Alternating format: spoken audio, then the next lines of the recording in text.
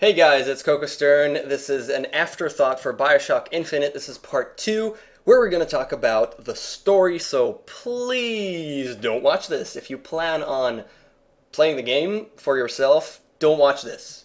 Because I'm going to spoil the crap out of what's going on here, and put my piece on it. So don't watch this. And do watch this if you finish the game and you want my input on it. So, an afterthought. Let's talk about the story. I hate it.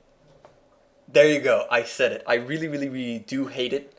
And the first thing that I have to say is that, yeah, I do understand it. I have read a crap ton of theories online just to make sure that I didn't miss anything, and I've read everything that I thought could affect what I think about it. I have spent some time thinking about it before coming over to talk to you, so I'm not just rushing to, I didn't get it and I hate it. It's not that at all. Please. I understand it and I dislike it. The problem with these type of things, space-time travel and multiple dimensions, is that it never freaking works out. It almost never works out.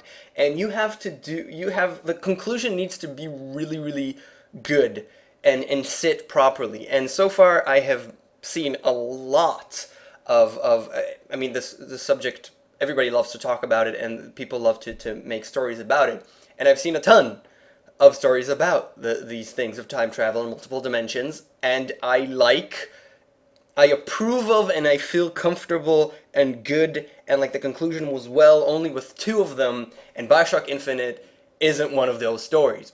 For the record, the 2 that I do approve of are, 1, the 5th book in the Hitchhiker's Guide series, which is called Mostly Harmless by Douglas Adams. That one I approve of.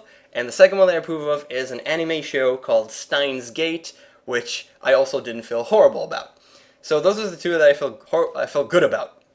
Why didn't I like BioShock Infinite?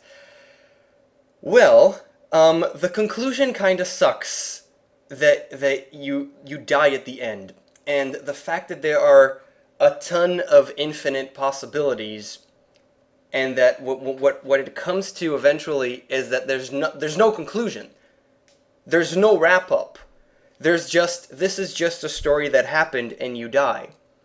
And there are a lot of ways to explain things, and there's obviously a ton to talk about. You could sit and talk about these things for an hour.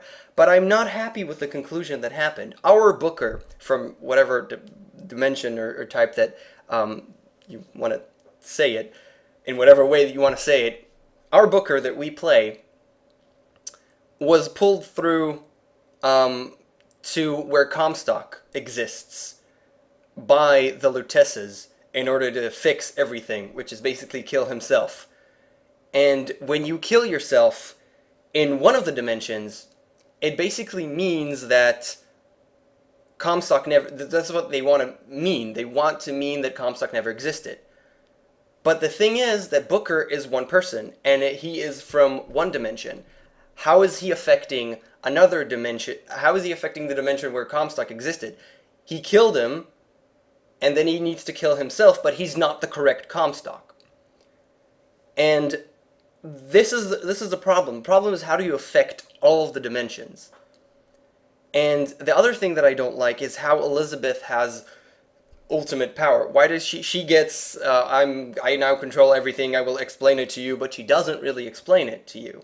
There's no conclusion in terms of why does Elizabeth have these powers? Why, I mean, the Lutesses created it, but why does she can do it? I mean, did they, what happens there? Why does Elizabeth have these powers? And what does she actually accomplish by killing one Booker, by drowning him? It supposedly means that Comstock was never created, but since there's infinite dimensions, you killed one Booker. It doesn't mean anything, because there's infinite dimensions. And at the end of the credits, we also see that there was one dimension where Booker never sold Anna, which is Elizabeth. So basically it's no conclusion. It's a stupid conclusion. You kill him and it supposedly kills Comstock. How? Because Elizabeth has superpowers and she can control everything, and there's a lot of Elizabeths? And why does Elizabeth have this power? Because she never should have existed if you existed what?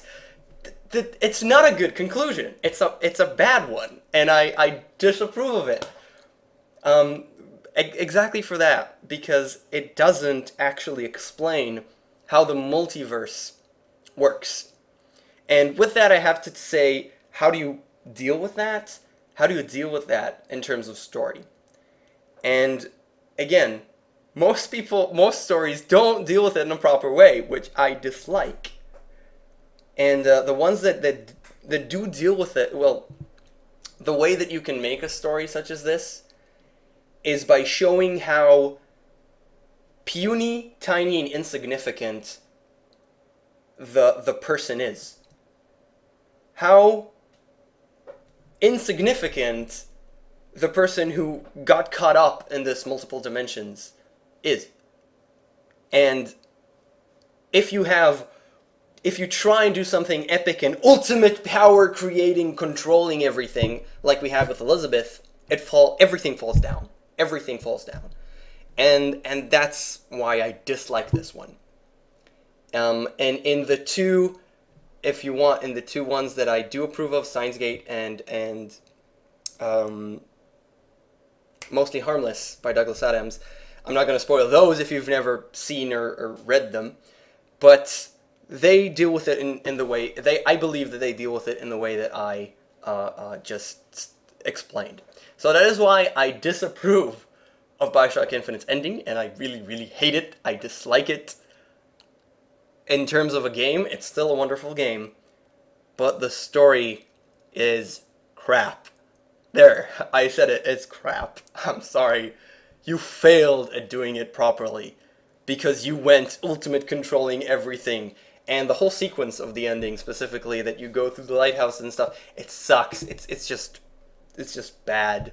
I just felt bad throughout it. I felt sick throughout it, because it was, oh man, that was, and also it was a bit predictable that you were her father and that you were Comstock. I said, oh, I'm totally Comstock at one point in the game. Turned out to be true. And that you're her father. I mean, you discover that Comstock is her father, which only made it, I'm probably Comstock. I said, I'm probably Comstock. And then you are not, yes, what, not her father, blah, blah, blah. And I disapprove of it. I'm sorry. I just do. That's my thoughts about the matter. And, well, I hope you took something of it. And if you take anything from this, is that you should you should read Mostly Harmless by Douglas Adams, the whole series of those books, The Hitchhiker's Guide, from the first to the fifth. They're super short.